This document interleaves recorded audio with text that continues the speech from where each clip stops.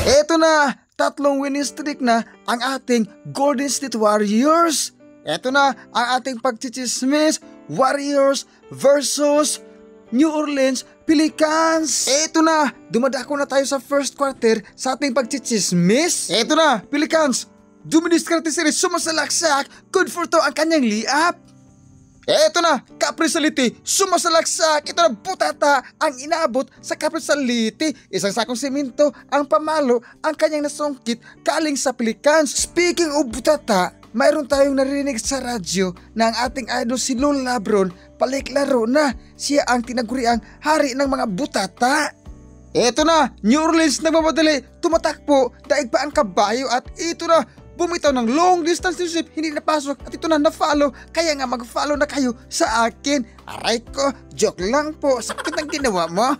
Eto na, Pelicans, dumidiskarte sa iri at eto na, bumitaw ng long distance relationship, bang bang, pasok ang kanyang binitawan. Aray ko, humahalimaw na ang Pelicans. Eto na, Golden State Warriors nagmamadali, sumasalaksak, good for two ang kanyang layup. Score 28-16, hatid natin sa minute na oven lamang ang ating Golden State Warriors.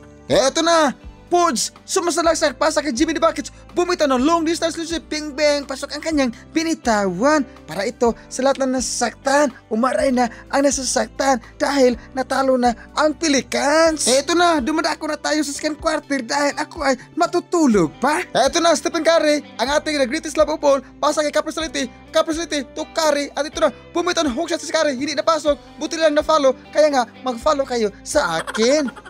Eto na, Pods, ito na, bumitaw ng helicopter, good for two ang kanyang binitawan. Aray ko, sakit ng ginawa mo. Entering the third quarter mga idol, 61-51 lamang ang ating Golden State Warriors. Eto na, Warriors, ito na, ang ating Caprisaliti, bumitaw ng long distance relationship, bang bang, pasok ang kanyang binitawan.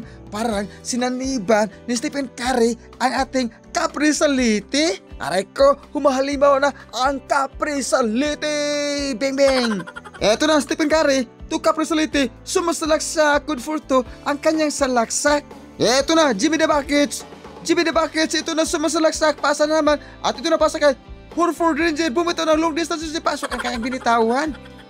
Mga idol, dumadako na tayo sa ating final na pagchichismis. Aray ko, sakit ng ginawa mo, fourth quarter na pala. Eto na, Caprisaliti, bumitaw ng long distance relationship, bang bang, pasok ang kanyang binitawan.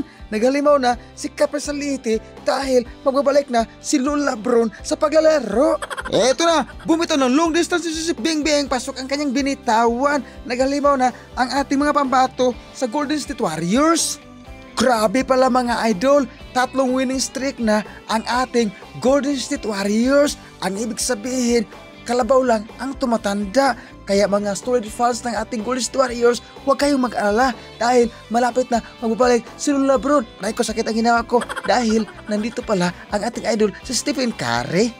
At sa wakas, umaray ko, sakit ang ginawa mo ang Pelicans dahil natalo sila sa kupunan ni Stephen Curry. Stephen Curry ang malakas, bang bang.